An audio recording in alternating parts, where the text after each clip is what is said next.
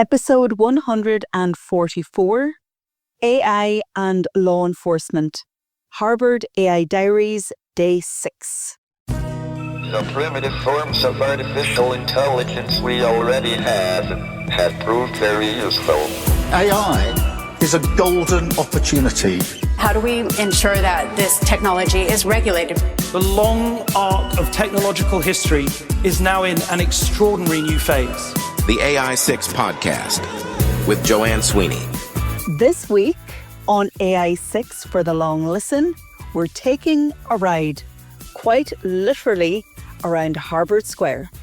In this special episode, join me for a carpool karaoke-style conversation as I drive through Cambridge and downtown Boston with Dr Steve Morreale, a former federal agent and seasoned criminal justice professor with deep insights into leadership, ethics and innovation in policing.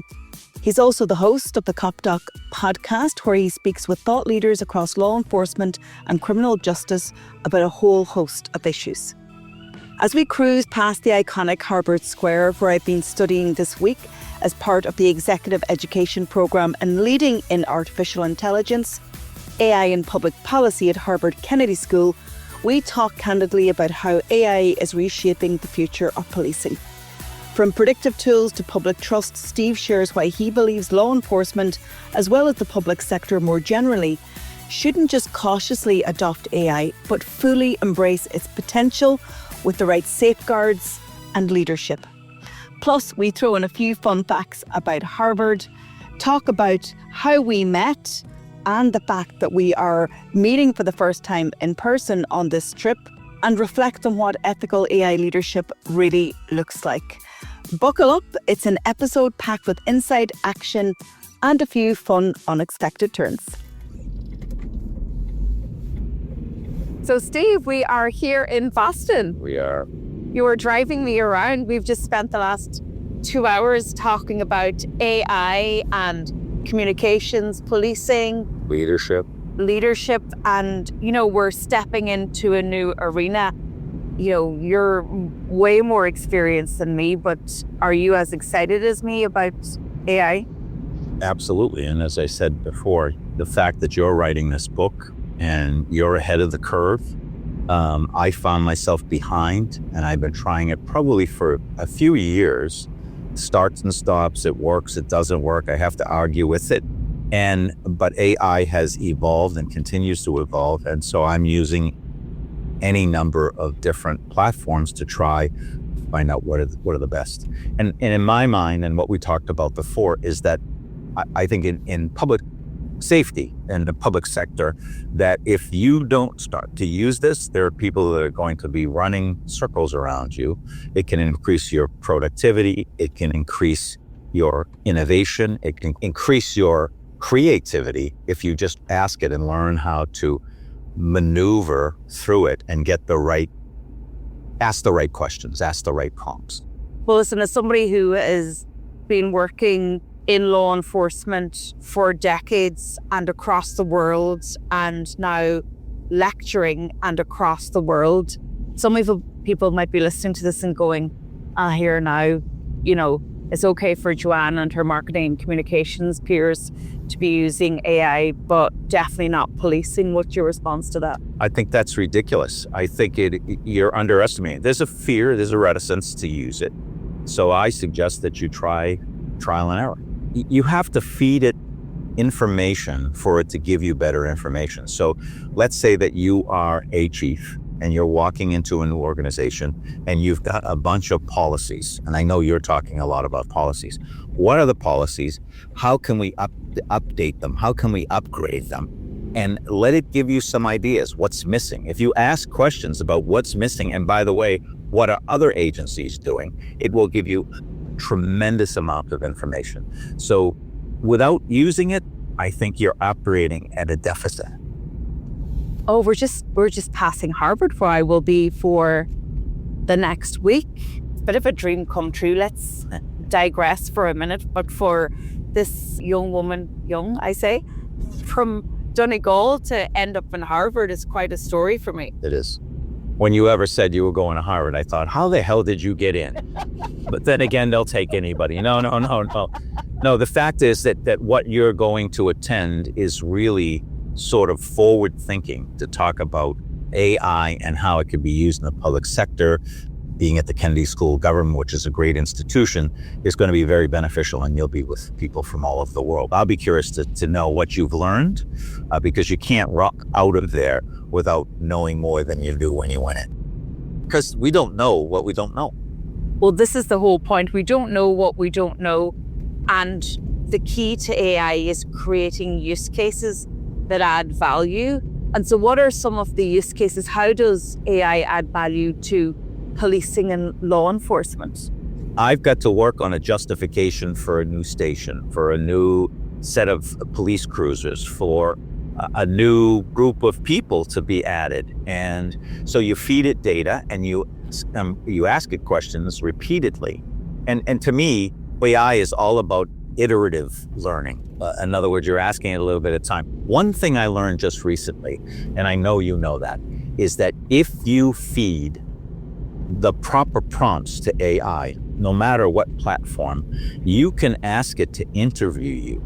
You can say before you start, I am a police chief looking to do this, and I am curious to know what you need from me in order to give me the best output to understand how to improve morale, how to change the work schedule, whatever the issues are. And you will be shocked at how much information it has. We've been using AI, and most cops have used AI almost the last 15 years, inadvertently. And what I mean by that is when you say, hey Siri, give me directions. Hey Siri, make this call for me. Hey Siri, what's the weather? That's all AI.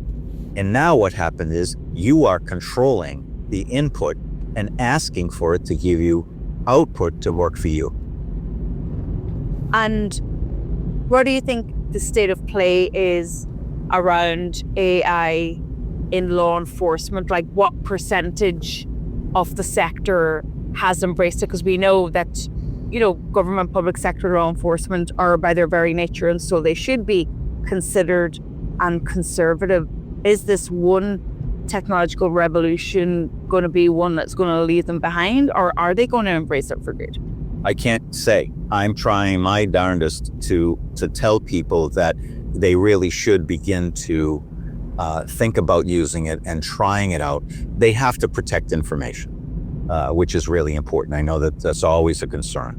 But I think trial and error. Look, should you be writing police reports on it? I'm not sure about that just yet. Can you write policy? Can you come up with some ideas? Can you generate emails to communicate? Can you help it improve communication? It absolutely can. So give that a try first. So how are you using AI? And because if we're teaching it, we have to practice it. And are you using it every day? I'm now an abuser, I would have to say. My wife will say, when the hell are you going to get off the computer? Because you can come into a dark rabbit hole when you start because you're so enthralled with what it can give you. I use it for my writing. I use it for research. I use Notebook LM regularly. I use Claude. I use ChatGPT. And I think what's important is I'm not beholden to one particular platform. There's just so many, isn't there? There are. And sometimes I'm playing one against the other, because what I'll find is that Notebook LM will give me a sort of a stellar review and very useful information, but it's not as clean. It's not as conversational as I would like it. So I'll throw it into ChatGPT, or I'll throw it into Claude, or I'll throw it in Perplexity and try those out. And I become shocked at what I get back. And it'll actually find holes in the argument, or this is missing this. It's just amazing. If you're planning, and you have to be very careful, but if you're planning for an event, for a police department, you can give it, here's the days, here's the times, here's how many people I need, this is where I'm going to be, this is where we need to place people. What you and I have said is that you can dictate this, and not in the traditional dictation, it's just stream of consciousness. And AI miraculously makes sense of it. It'll make you sound smart. Well, I always say the richest form of communication is from the brain, the mouth. because we edit ourselves lesser because it comes so instantaneously. But when we go from the brain to the pen and the hand, It slows you down. it slows you down, and we are doubting ourselves. Yeah. And so I love using voice with these large language models and just downloading my stream of consciousness. And I find that I'm doing it more often. So whereas before I try and remember to journal, or I should note take, and it's too laborious because I'm tired after a long day. I think you're right. It's interesting because I think we were taught to think chronologically, and it slows us down when we think chronologically. And so this tool for me is something I've been looking for 30 years, and I finally found it. It makes me more productive. It makes me more thoughtful. The real challenge I think I have, and I believe you have, is that you begin to have information overload. And so you have to synthesize that. And you'll say, it's very easy, rewrite this. So I'll tell you a silly story. I was editing my book and I was reading it on the plane, and I had markups, and I thought, I'm gonna have to make all of these changes. And I went to a bar when I showed up at the hotel I was traveling, and I opened up, I think it was Claude, and I found my document, and I hit the microphone and I said, go to page 3, paragraph 2, make this change. And you saw it back itself out. And it was almost instantaneously, and it relieved me of so much arduous, painstaking work, and did it for me. And as I sat and had a drink and just spoke. It's unreal, isn't it? It is. So do you think it's going to replace us or No. give us bigger opportunity? You know, the fear that so many people have is that it's going to replace a human being. To me, it's important for, let's say, a police chief, for a public leader that knows their stuff, can look through and discern whether or not the output is accurate or not. And you can get rid of it. I'll give you another example. So I'm asking for some research, and it shows up with a book in my name. And I go back and I say to it, I'm a professor. I am worried about academic dishonesty, and you're giving me something that I never wrote. So now I need you to figure out what you're hallucinating about. I'm arguing with it, and provide me with links so that I can feel comfortable that the sources you're giving me are accurate. Give me links and I'll double check them. And that's exactly what they did. And it got better and better because I challenged it. But if I had not known that I hadn't written it, or that you hadn't written it, then I might accept that as gospel. And you can't do that, right? It takes the human intervention. It takes human mind to use AI. Well, you're also a police officer and an investigator of many years. So you're interrogating the large language. That's exactly right. I'm sure it's pissed at me because I'm doing that, but that's exactly right. And it gets stronger. And what I'm finding too is it's beginning to understand me and my writing. I'll give you an example. I was saying, find out some things about Steve Morreale, because I have to write a 2-paragraph about Steve Morreale here. And I know that it didn't have all of that information that I provided. It went out and found stuff that is accurate. And so it really is learning. It has come a long way in the last 2 years and continues to evolve and get better and better and better. We're training it in a lot of ways, again, inadvertently. Well, Steve, you know what your next move is, and I said this to you over dinner. You need your agent.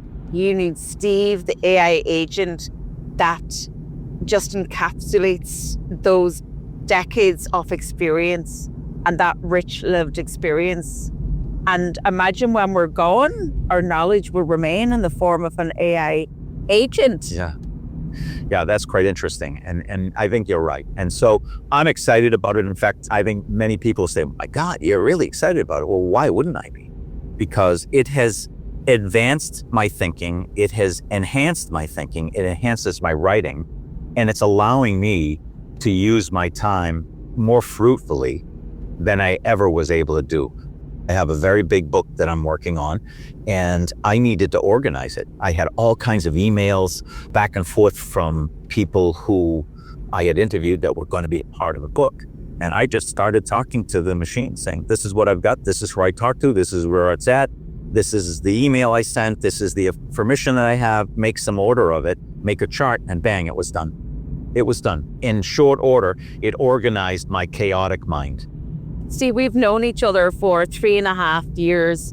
This is the first time that we've got to meet in person, but obviously we've shared so many stories about our working life and we've had peer-to-peer conversations. Thank you so much for your time. Choosing to Lead is the book, Ideas and Approaches for Leading Police Organizations. What's the message in that book? Well, generally that when you get promoted, for the most part, especially in the public sector, you're not expected to lead. You're expected to manage. Make sure that this is done, make sure it's done on time, make sure it's done properly, and that's that. And what I'm saying is that you have a choice to lead. Manage, get that out of the way, and lead. Lead your people. And in my estimation, once you get a job where you're a leader, it's no longer about yourself, but it's about others. And so creating an opportunity for others to learn and to mentor and to coach them, to me, that's the most important thing. Leading is about relationship. Leading is about trust. Leading is about mutual respect. And that's all it really takes. And so I'm excited to be able to share the book and the ideas in it. Well, that was a little bit of carpool conversation with Steve and Joanne, and we will leave it there. Thanks very much. Glad to have you in Boston.